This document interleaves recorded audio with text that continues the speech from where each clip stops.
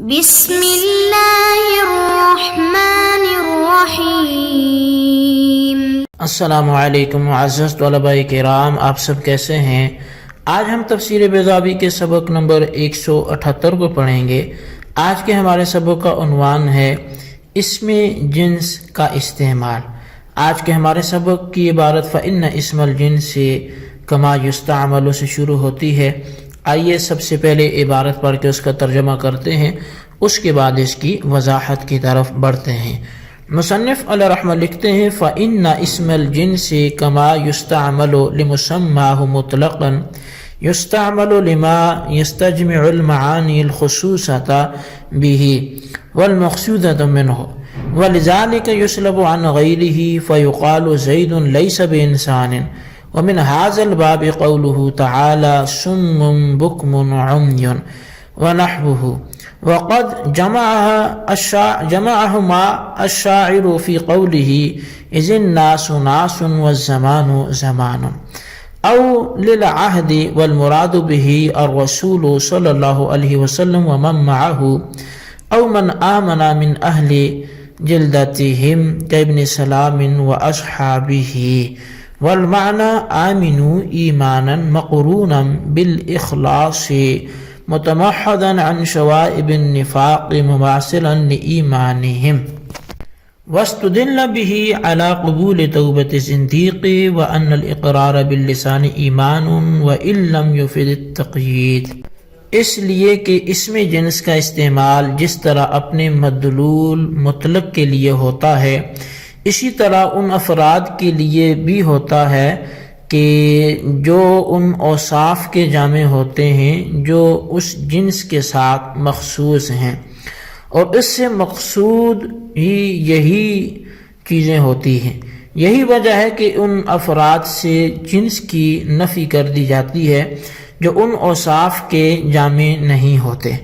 چنانچہ کہہ دیا جاتا ہے زید لیس بانسان،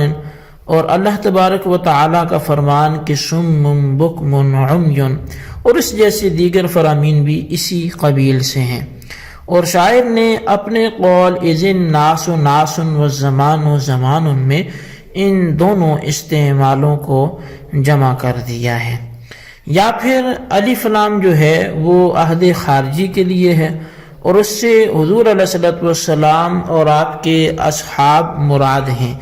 یا انہی کی جماعت میں ایمان لانے والے لوگ مراد ہیں، جیسے کہ حضرت عبداللہ بن سلام اور ان کے دیگر اصحاب رضی اللہ تعالی عنہم اجمعین۔ اور آیت کے معنی یہ ہیں کہ ایسا ایمان لاؤ جو اخلاص سے بھرپور ہو اور نفاق کی آمیزشوں سے پاک ہو، اور مخلصین کے وہ ایمان کے مشابہ ہو۔ اور اس آیت سے اس بات پر استدلال کیا گیا ہے کہ زندیق کی توبہ مقبول ہے۔ نیز یہ مسئلہ بھی آیت سے نکلا کہ اقرار باللسان ایمان ہے، ورنہ اس کو مقید کرنا بے فائدہ ہوگا۔ جی طلبہ کرام، یہ تھی ہمارے آج کے سبق کی عبارت اور اس کا ترجمہ۔ اب آئیے اس کی جو وضاحت ہے ہم اس کی جانب بڑھتے ہیں۔ اصل میں جو فإن اسم الجنس سے بات کی جا رہی ہے، یہ کلام الناس کو کاملین فی الانسانیت میں منحصر کرنے کی دلیل بیان کی جا رہی ہے، جس کی وضاحت امام راغب کے کلام سے ہو رہی ہے۔ وہ یہ ہے کہ ہر اسم جنس کا استعمال دو طریقوں میں سے کسی ایک پر ہوتا ہے۔ اول یہ کہ اس سے وہ معنی عام مراد ہوں جس کے لیے اس جنس کو وضع کیا گیا ہے، اور دوسرا یہ کہ ان افراد کے لیے استعمال ہو جو اس جنس کے اوصاف مخصوصہ کے حامل ہوں، جیسے کہ حسین یہ فرس کا وصف مخصوص یعنی تیز رفتاری ہے، اور بعیر کا وصف مخصوص لمبے لمبے میدانوں کو قطع کرنا ہے۔ پس فرس کا استعمال ایسے گھوڑے کے لیے کہ جو یہ وصف رکھتا ہو اسی قبیل سے ہوگا۔ یہی وجہ ہے کہ جو اس وصف مخصوص کا حامل نہ ہوا تو یا جو اس مخصوص وصف کا حامل نہ ہو تو اس سے جنس ہی کی نفی کر دی جاتی ہے، جیسے کہ زید لیس بانسان۔ اب اس مثال سے یہ ہرگز مقصود نہیں ہے کہ زید جنس انسان ہی سے خارج ہے، بلکہ یہ مقصود ہے کہ چونکہ انسانی کمالات نہیں رکھتا اس لیے اس کا انسان نام رکھنا مناسب نہیں ہے۔ یعنی اگر اس کو مزید وضاحت سے سمجھیں تو عام معاشرے میں عام طور پہ ایسی باتیں کئی دفعہ کر رہے ہوتے ہیں اور ہماری کسی سے نہ بنے، یا ایک بندے کو بار بار ایک بات بولی جائے، بھلے استاد شاگرد سے بول رہا ہے یا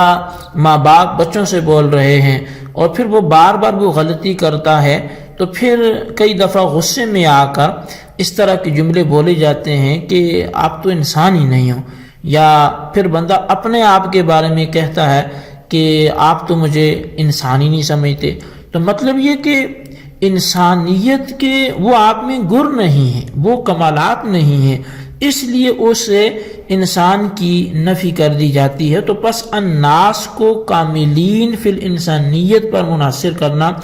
اسی استعمال کے وہ پیش نظر ہے۔ اور اللہ تبارک و تعالیٰ کا فرمان کہ سم بکم عمی، اور اس جیسے دوسرے کلام بھی اسی قبیل سے ہیں، یعنی سم بکم عمی، اب گنگا بولا، بہرا بولا، اندھا بولا، تو حالانکہ وہ بولتے بھی تھے، زبان چلتی تھی، پھر گونگے کیسے ہوئے؟ اچھا ان کو بہرا بولا، حالانکہ وہ سنتے تھے، تو پھر بہرا کیسے ہوئے؟ ان کو اندھا بولا تو وہ تو دیکھتے تھے، پھر وہ اندھے کیسے ہوئے؟ تو وہ بھی اسی قبیل سے ہیں، یعنی ان میں بھی فرد غیر کامل سے وہ جنس کی نفی کی گئی ہے، یعنی جو غیر کامل تھا اس سے جنس سمع کی نفی کر دی گئی، جنس بصر کی نفی کر دی گئی، کیونکہ سامع ہونے اور ناطق ہونے کا کمال یہ تھا کہ حق باتیں سنتے، سچی باتیں پر زبان لاتے، اور آنکھوں کے دیکھنے کا کمال یہ تھا کہ وہ جو حق تھا اسے وہ دیکھ سکتے۔ تو اب چونکہ جو سننے کا کام تھا وہ ان سے ہو نہیں پاتا تھا، حق سننے کا، بولنے کا جو کام تھا وہ ہو نہیں پاتا تھا، حق بولنے کا، دیکھنے کا جو کام تھا وہ ہو نہیں پاتا تھا، حق دیکھنے کا، تو اس لیے ان کو فرمایا گیا کہ پھر وہ کان جو حق سننے سے کمزور ہیں تو پھر وہ بہرے ہی ہیں، وہ زبان جو حق بولنے سے کمزور ہے تو پھر وہ گنگی ہی ہے، وہ آنکھ جو حق دیکھنے سے کمزور ہے تو پھر وہ اندھی ہی ہے۔ تو اب اس کا مطلب یہ نہیں کہ وہ دیکھتے سنتے بولتے نہیں تھے، بلکہ چونکہ وہ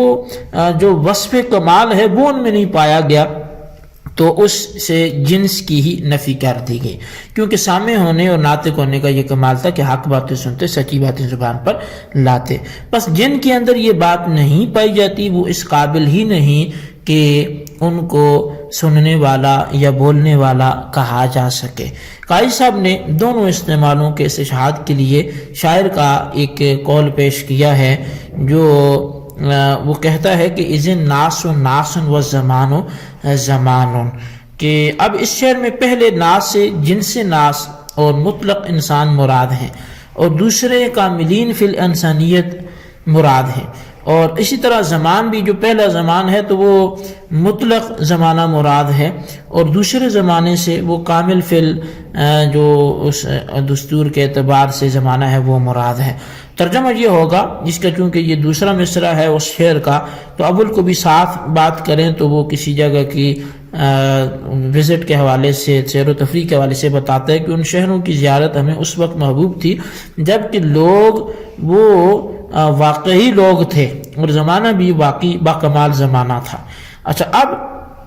یہاں پر اول العہد سے یہ الف لام عہد کے متعلق دوسرا احتمال ہے کہ عہد خارجی کا قرار دیا جائے، کیونکہ پہلے جنسی تھا۔ اب اس صورت میں حضور اور آپ کے صحاب مراد ہوں گے، یا ان کی جماعت میں سے جو لوگ ایمان لائے وہ مراد ہیں، جیسے عبداللہ بن سلام اور آپ کے دیگر ساتھی۔ اب شبہ پیدا ہوا کہ عہد خارجی میں معہود کا متعین ہونا ضروری ہے، خواہ تعین ضمنی ہو یا سری ہو، اور یہاں کسی قسم کی بھی تعین نہیں ہے، کیونکہ رسول اور مومنین کا اس کلام میں کہیں تذکرہ ہی نہیں ہے۔ تو اس کا جواب یہ ہے کہ تعین کے لیے یہ ضروری نہیں ہے کہ لفظوں میں ہو، بلکہ کبھی تعین ذہنی بھی تعین لفظی کے قائم مقام کر لیتی ہے۔ بس کیونکہ منافقین کے ذہنوں میں مومنین مخلصین متعین تھے، کیونکہ منافقین کو مومنین سے حسد تھا اور محسود و حاسد کی نظروں میں ہر وقت رہتا ہے، اس لیے تعین لفظی کی ضرورت نہیں رہی۔ قاضی کی عبارت میں من اہل جلدتہم کا کلمہ آ گیا ہے، تو جلدتن یہ جیم کے کسرہ اور فتح دونوں کے ساتھ مستعمل ہے، جلدتہم بھی پڑھ سکتے ہیں، جلدتہم بھی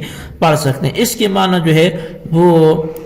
قبیلے کے ہیں، اور حدیث میں ہے کہ قوم من جلدتنا، یہ جماعت ہمارے خاندان کی ہے، تو بس من اہل جلدتہم کا ترجمہ ان کے اپنے لوگوں میں سے یا ان کی جماعت کے لوگوں میں سے ہوگا۔ اس سے معلوم ہوا کہ اہل کا لفظ جو ہے وہ یہاں پر زائد ہے۔ تو بہرحال جی یہ ہمارے آج کے سبق کی عبارت ترجمہ اس کی وضاحت تھی، اس کو اچھی طرح سمجھیں، اس کے خلاصے کو اپنے رجسٹر پر ضرور لکھیں، بالخصوص ان سوالات کے جوابات ہیں۔ سوال نمبر 1 یہ ہے کہ اذن ناس و ناسن و زمان ان کو مصنف نے کس معاملے پر پیش کیا، ممثل لہو تحریر کریں۔ اور سوال نمبر 2 یہ ہے کہ اگر الف لام عہد خارجی کا ہو پھر اس سے مراد کیا ہوگا، اس کی بھی وضاحت کریں۔ اور اللہ تبارک و تعالیٰ سے دعا کرتے ہیں جو کچھ ہم نے پڑھا سنا سے یاد رکھنے کی توفیق نصیب فرمائے، آمین بجاہ النبی الامین صلی اللہ علیہ وسلم۔